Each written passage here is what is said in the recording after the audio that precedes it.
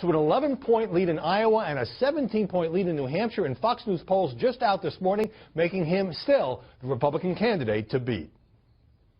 Welcome. Thank you. After months of attacking the press as dishonest and slimy, you seem mostly to be toning it down a bit. Have you gone from nuclear to low-level warfare? Well, you know, I started off basically like with 0, and now I'm at 42. Some polls have me up at 42. In Florida, I'm 48.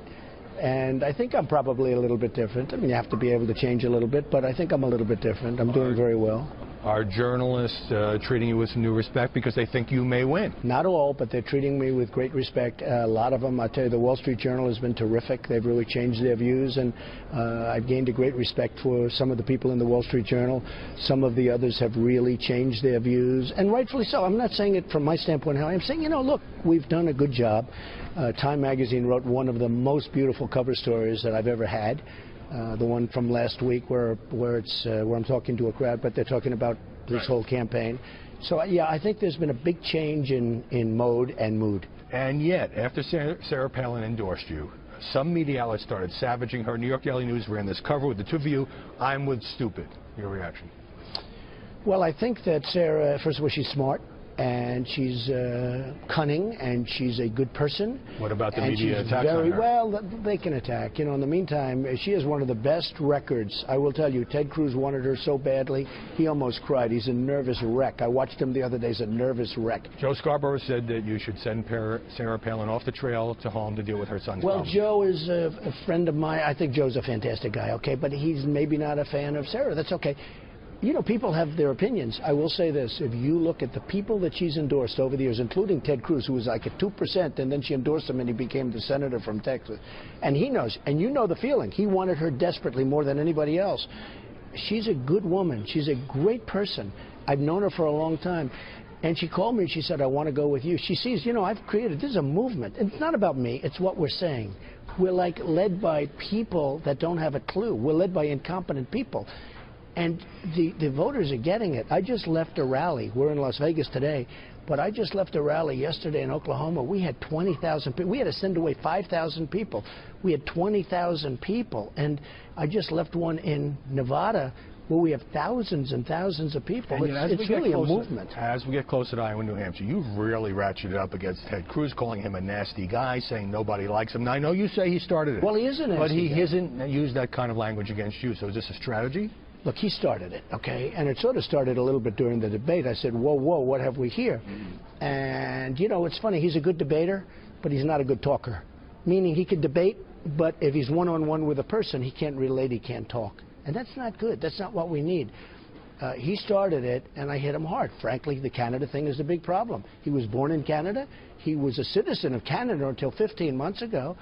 And a lot of people say, and legal scholars have come out, and I'm not only talking about the wonderful professor from Harvard who we've talked about before, I'm talking about other lawyers have come out very, very strongly and said he cannot run. So there's a big doubt over his whole candidacy. I brought that out. And, of course, he didn't file his loans with Goldman Sachs and with Citibank. He says that's a paperwork error. You said for days that you were only raising Cruz's Canada birthplace because Washington Post asked you that was true, because other journalists asked you that was true. But, come on, you know how to deflect the question. You were trying to make a major issue out of it. I'll tell you what, the Washington Post asked me that question among 10 other questions, right? Very good reporter, Bob Costa. Just asked me the question. I haven't given it very much thought, to be honest with you. I said, it is a problem, however, because there is a substantial doubt. You can't have a doubt. And a lot of people think there's not a doubt. But you started out saying you were trying to help Cruz on this issue. Well, in a way, I am helping him. Nobody believed that. In a way, I am helping him. But you know who I'm really helping? The Republican Party. Supposing he were the nominee, the first thing the Democrats, you know, he's already got 2 lawsuits that just got filed. The first thing the Democrats are going to do, Howie, is sue him and sue the party because he's not allowed to run, okay? How can you have a candidate that has a cloud, sort of in real estate they call it a cloud of title? He's got a cloud of title. He's got a cloud over his head. He probably or possibly is not allowed to run. Well, many lawyers would dispute that. Yeah, some lawyers dispute it, but that's the point. But you're the one who made the issue out of it, not the press. It hasn't been decided. Okay. It can go either way. It depends on the court. And that's a big problem. You agree that that's a problem? It's a potential problem. It didn't really seem to be a problem until you brought it up. How can you have a person running for your party that maybe is not allowed to run for your party? Let's talk about New York values. You're from Queens, I'm from Brooklyn. You very effectively brought up the response to 9/11 when Cruz raised this in the debate. He was making the point that when you did that interview with Tim Russert, this is back in 1999, you said, well, I'm a New Yorker and I'm very pro-choice. I'm a New Yorker and I wouldn't dismiss gay marriage. I hate the whole concept of abortion. I said that strongly. I hate the concept of abortion. And I said I'm pro-choice, but I said that was a long time ago. And I will say this, Ronald Reagan was a pretty liberal Democrat when he was younger, okay? And he switched over to a fairly conservative, not overly, but a fairly conservative, okay? I mean, you know, he was pretty good. And he turned out to be a great president.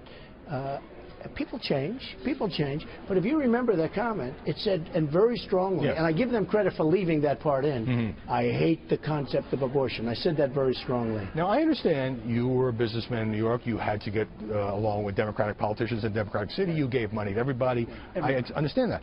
But can you understand how some Republican voters would have doubts because of your past positions that you're a true blue conservative? Very strongly. Now, I understand you were a businessman in New York.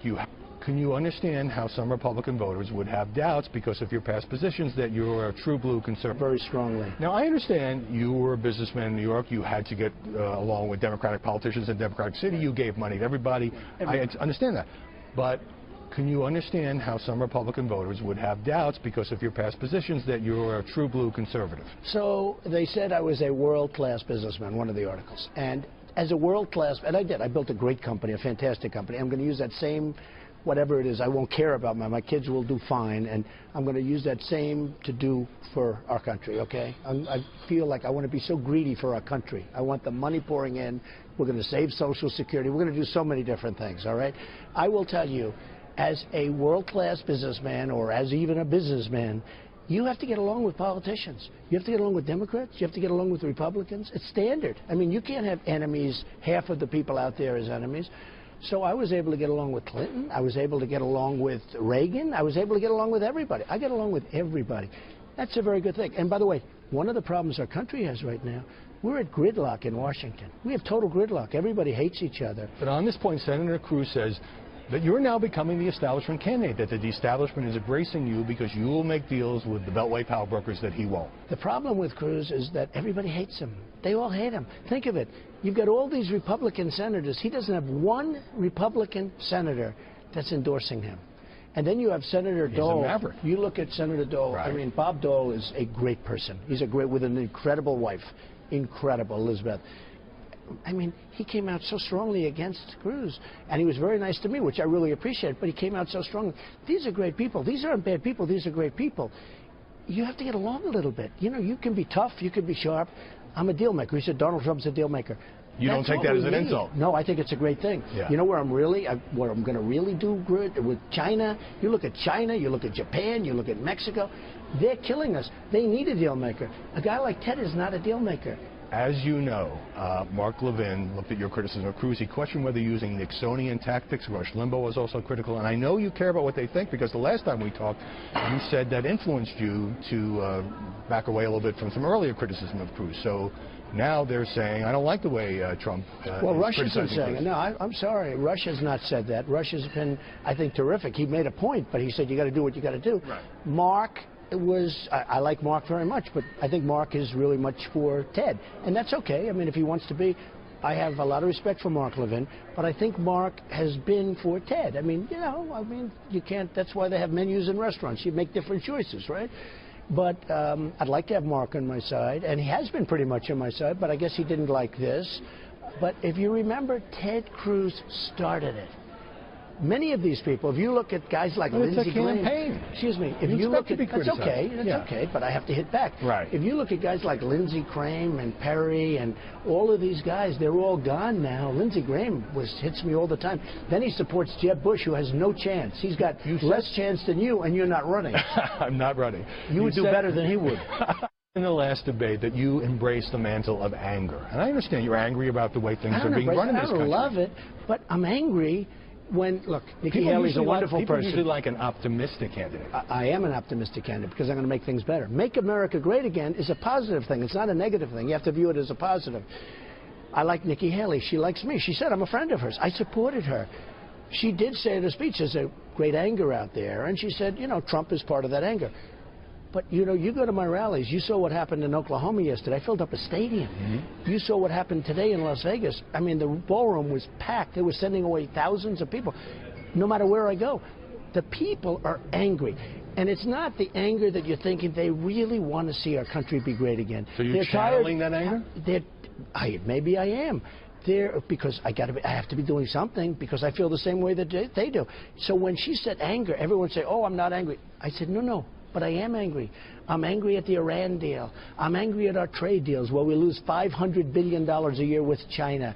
I'm angry at our deals with Japan. I'm angry at Mexico where the people pour across the border and we do nothing about it and we have to take care of everybody. She said anger. Everyone say, oh, I'm not angry. I said, no. But I am angry. I'm angry at the Iran deal. I'm angry at our trade deals where we lose $500 billion a year with China. I'm angry at our deals with Japan. I'm angry at Mexico where the people pour across the border and we do nothing about it and we have to take care of everybody. I'm angry about all these things. But I'll be very happy very soon if I win, because I'm angry at our trade deals where we lose $500 billion a year with China.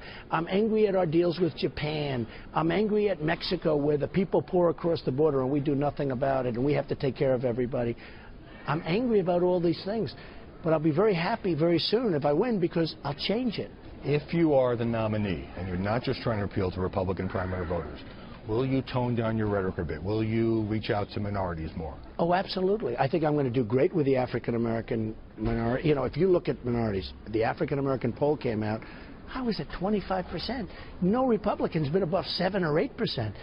I'm going to do great with the African-Americans. I think I'm going to do great with the Hispanics. I think I'm going to do great with the Asians. But you said absolutely. Do you mean absolutely you are going to take a little bit different approach as a general election I don't know nominee? if I want to change so much. Look, the African Americans love me because they know I'm going to bring back jobs. Look at what happened. Look at what happened as an example with African American youth. 54%, 58%. They don't even know it's so high. They can't get jobs. Look at African American people in their prime, 30s and 40s and 50s. Look at their unemployment rate. They want jobs. They're going to like me better than they like Obama. The truth is, Obama has done nothing for them. He's African American. He's done nothing for them. African Americans are going to like you better than the first African American president? I think that, relatively speaking, I mean, he does have a slight advantage, in all fairness. But I think, relatively speaking, when I'm finished, I think they will absolutely love Donald Trump. I'm going to bring back jobs.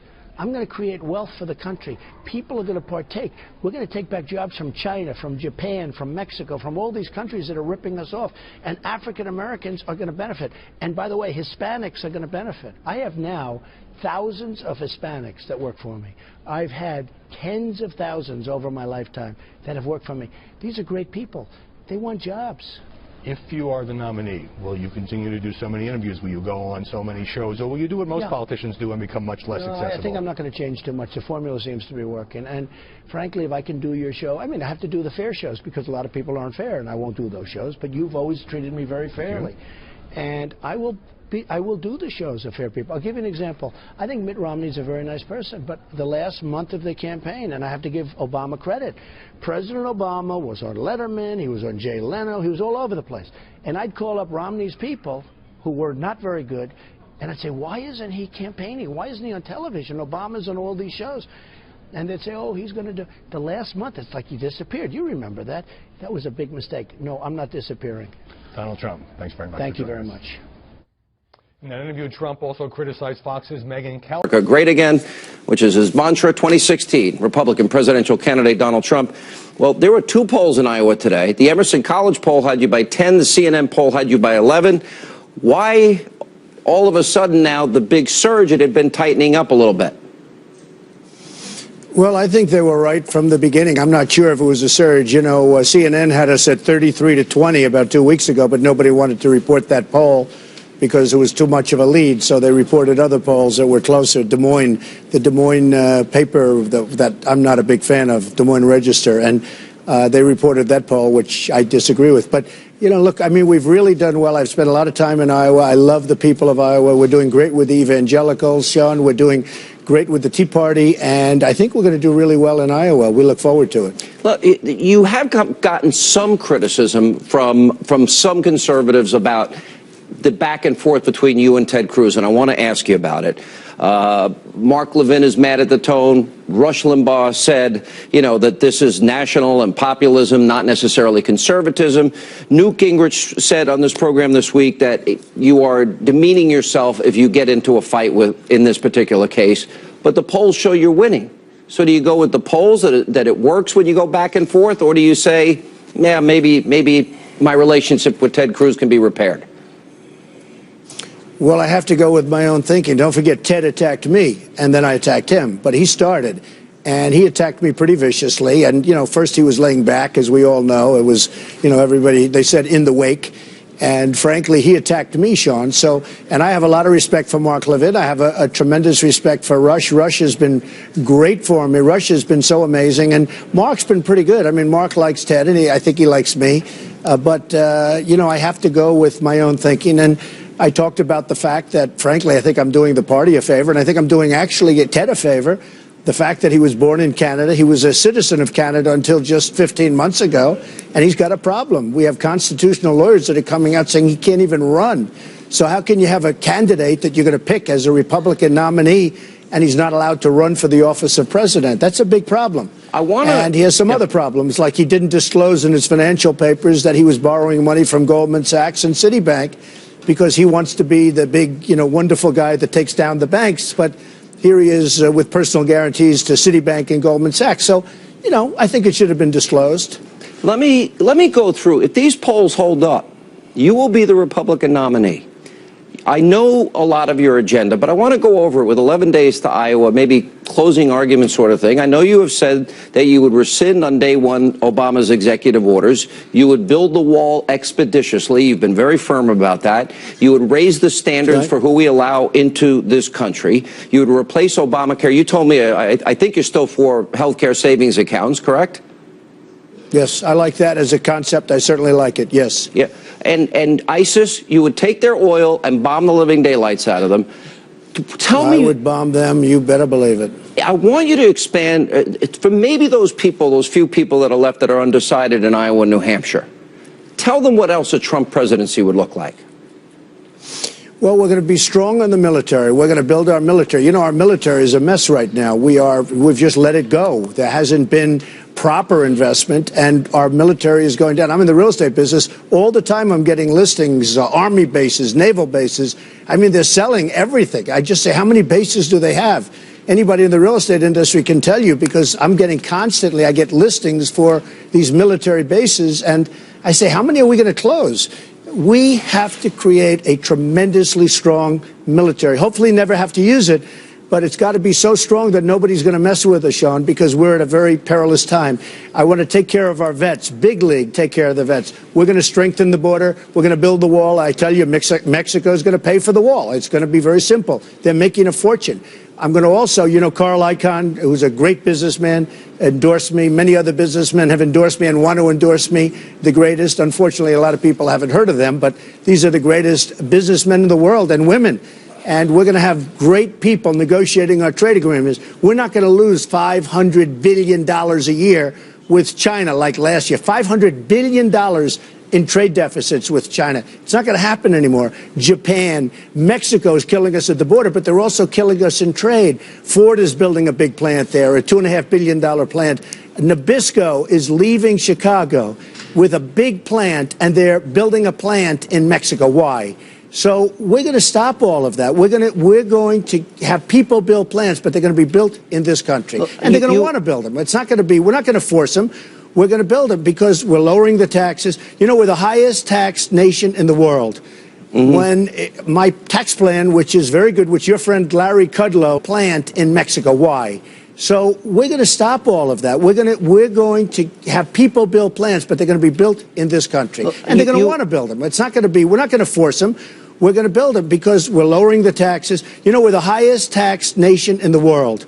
When my tax plan, which is very good, which your friend Larry Kudlow, who I respect a lot, loves my plan, when this plan goes into effect, a lot of good things are going to happen. I like the repatriation. And we're going to also stop corporate inversion. Yeah, well, I agree with that. We're going to stop corporate inversion. Let me ask you this. We have companies that are leaving hey, Sean, we have companies that are leaving the United States and moving to Ireland and Europe and Asia.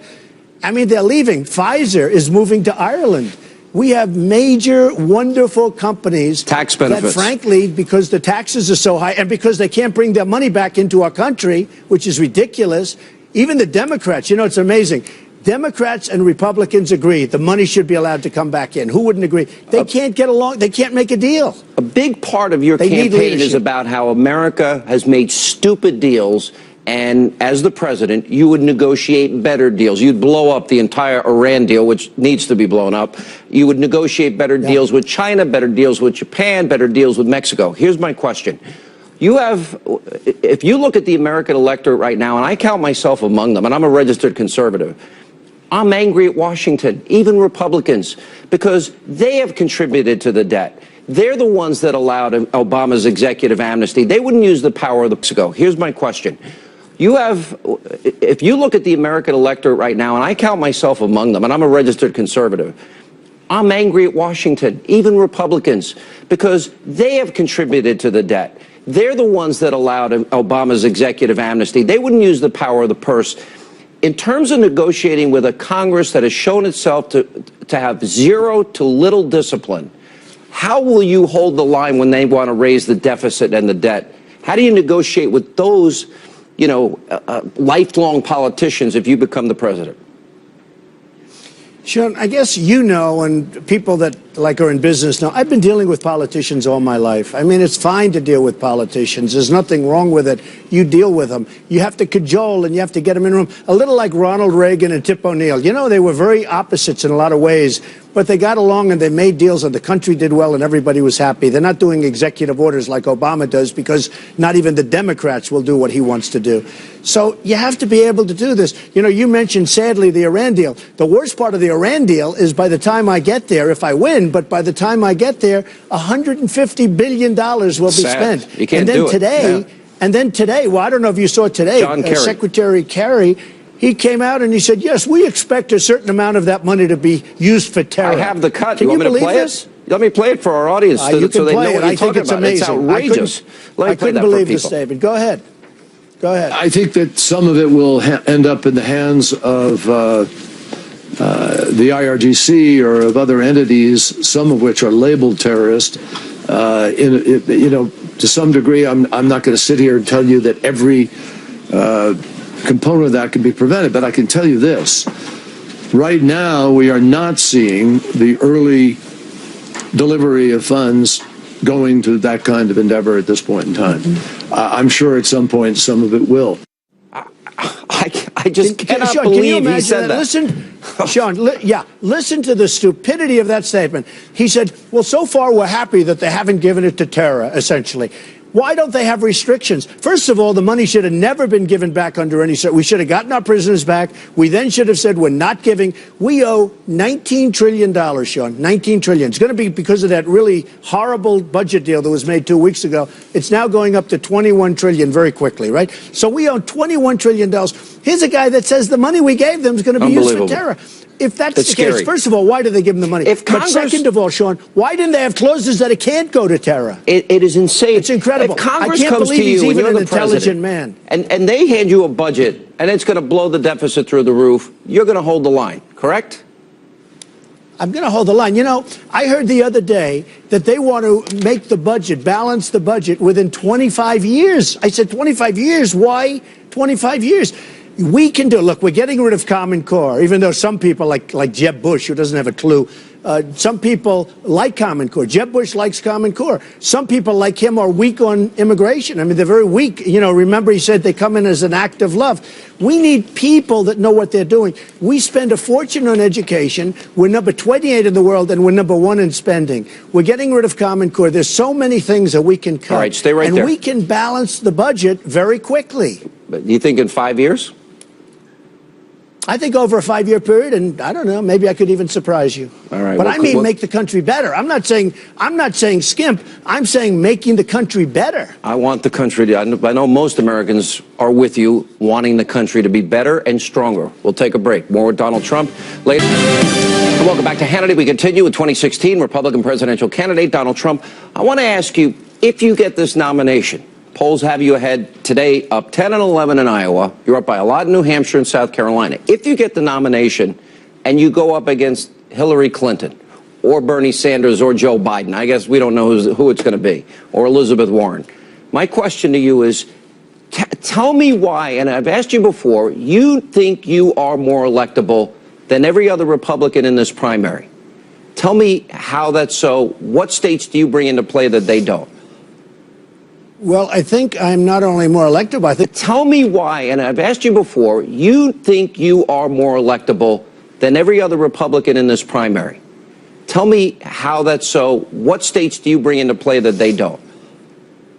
Well, I think I'm not only more electable, I think I'll win the election. And you saw the poll come out last week, the Fox poll, saying I beat Hillary Clinton, and I think I will beat any one of them. I think she's probably more difficult than wacky Bernie. And I think I will beat them. I mean, I will just beat them. And I'll bring states, as an example, I think I'll win Pennsylvania. I think I'll win Ohio. You saw my numbers in Florida where I'm beating everybody. I'm at 48, and Bush and who was a former governor is like at 9 or 10. And Rubio, the senator, is at 11. He's a very low number. I've got that poll. No, This is the Florida I'm at Atlantic 48 University in Florida. poll. I think I'll win. Yeah, and plus I employ tremendous numbers of people in Florida. Florida loves Trump, and I love Florida, where I'm beating everybody. I'm at 48, and Bush and who was a former governor is like at 9 or 10, and Rubio, the senator, is at 11. He's a very low number. I've got that poll. No, This is the Florida I'm at Atlantic 48 University in Florida. poll. I think I'll win. Yeah, and plus I employ tremendous numbers of people in Florida. Florida loves Trump, and I love Florida. So I think I'm going to win Florida. I think I have a really good chance of winning New York. If we win New York, the whole ball game is over, because nobody ever even anticipates winning New York, because it has so many, it's so powerful in terms of the process that we're talking about. West Virginia, I heard it's like a love fest. For you. Because they understand my feeling toward coal and everything else. But West Virginia, I think I'm going to win states that are not on the agenda for Republicans to win. Did you see this intelligence community inspector general report about Hillary? On top of the 1,300 emails, they now discovered that they now have a special access program that they discovered in this new report. Every single one of those emails would represent a felony if this turns out to be true. And by the way, this was a guy appointed by Obama, confirmed by a Democratic-controlled Senate. I'm beginning to wonder if she gets there. What are your thoughts about Hillary making it? Well, I've been saying for a while, well, it's very serious stuff, and it seems like she's being protected by the president and the Democrats, because General Petraeus has been destroyed, and I hope they don't go any further. Now they want to strip him of rank. Just leave him alone. We have to fight ISIS. We have to fight trade deals with China and Japan and Mexico. We have enough fights. We don't have to strip General Petraeus. I think he's suffered enough. I agree. I think they ought to leave him alone. Enough. Go to another battle. Just leave him alone. We're always doing things like this, and we ought to focus on some of the problems we have, like ISIS as an example, like Iran, which is now going to be a terror. I mean, can you imagine how bad they're going to be with all of this money that we just handed them? Yep. So just leave General Petraeus alone. It's enough. But it's very serious stuff. I mean, her situation is a very grave situation. In one way, I'm upset because I really want to run against her. I would love to run against her. And your own Fox polls, hey Sean, your own Fox polls have her losing to me. But I really want to run against Hillary. You want to run against her, not the curmudgeon socialist? All right, let me ask you this. I don't like... I actually... Yeah, go ahead. I actually would love to run against her. And by the way, the last person she wants to run against is me. And you know that. And you got a glimpse of that last week. But the last person she wants to run against is me. I don't like sore losers in life. Lindsey Graham came out today and said, the battle between you and Ted Cruz, it's like being poisoned or being shot. There's palpable. Terrible. I mean, he didn't even have. He was like an asterisk, and maybe had 1% in his own state. I don't like sore losers, and he seems like he's bitter. Well, but there are establishment people that don't like you. What do you say to them if you get the nomination? Well, a lot of people are saying the establishment people are coming my way, and they're starting to see that I'm the one person that's going to win the election. I'll win the election. I will win the election. Don't forget, I focused on guys like Lindsey Graham and knocked him out of the race, and lots of other ones who I won't mention. But I saw him today, and I said, isn't that sad? First of all, he knows less about the military. His strategy is so bad. His whole strategy with Assad and everybody else is so bad. It's so off. No wonder we've been fighting a war for 15 years. Lindsey Graham had zero when he got out of the race. He had zero. He had nothing. Yeah. In South Carolina, where I'm #1 in South Carolina, I was at 38 and he was at 1. And then he goes out.